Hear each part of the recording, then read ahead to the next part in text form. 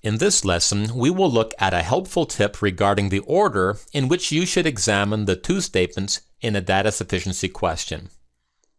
Now, when tackling any data sufficiency question, it is important to remember that you are not required to examine the two statements in any particular order. So you can begin with either statement 1 or statement 2. Now, which statement should you begin with?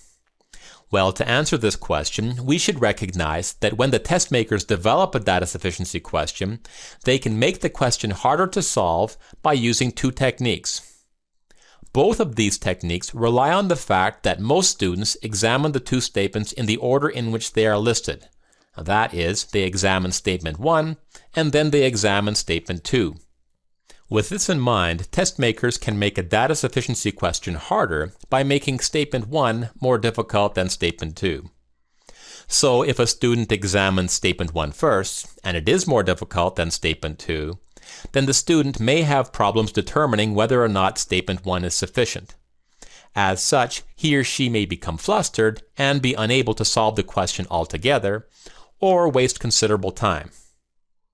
The second way that test makers can take advantage of the fact that students typically examine statement 1 first is to write statement 1 in such a way that it causes some students to accidentally carry information from statement 1 over to statement 2, and thus cause these students to answer the question incorrectly. Now, given the two techniques for making data sufficiency questions more difficult, we might conclude that we should always begin by examining statement 2 first. This is not the case. When tackling any data sufficiency question, we should read both statements and then decide which one to examine first. The statement that we choose to examine first should be the one we feel will be easier to determine the sufficiency of. Let's look at an example. In this question, we want to find the value of 5x squared plus 1. So to answer the target question, we need to find the value of x. Now notice that each of the two statements provides an equation involving x. Of these two equations, the second equation appears to be the easiest to solve. Of course, this should come as no surprise since I created this question to illustrate a particular point. Okay, let's take a look at statement 2. Now, as mentioned in an earlier lesson, we always want to avoid overcalculating. For statement 2, we should be able to recognize that we could solve this equation, and doing so would yield only one value for x. Since statement 2 will yield only one value for x, the expression in the target question will evaluate to be only one value. As such, statement 2 must be sufficient. Now, since statement 2 is sufficient, we already know that the correct answer will be either B or D.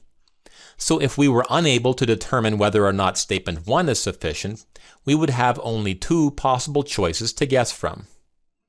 Now, just for fun, let's tackle statement 1. This equation is already set to equal 0, so we may be able to solve it by using some factoring techniques. In fact, we're going to factor the left-hand side in parts. First, we will factor this part, and then we'll factor this part. Beginning with the first part, we can factor x cubed minus x squared to be x squared times x minus 1. The second part can be factored as negative 9 times x minus 1.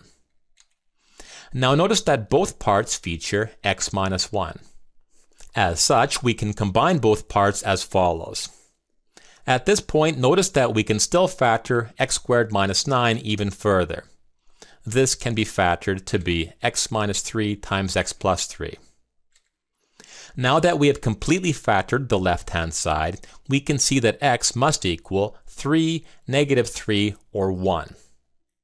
At this point, do we have sufficient information to evaluate the expression in the target question? Well, if x equals 3, then 5x squared plus 1 will equal 46.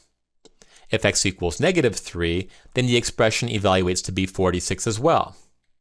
If x equals 1, then the expression evaluates to be 6.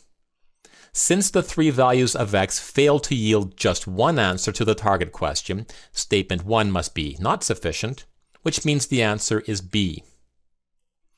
To summarize, when tackling data sufficiency questions, always read both statements and begin with the easier statement. Doing so will help you to avoid common traps, gain insight into the question, build confidence, and guide you if you are forced to guess.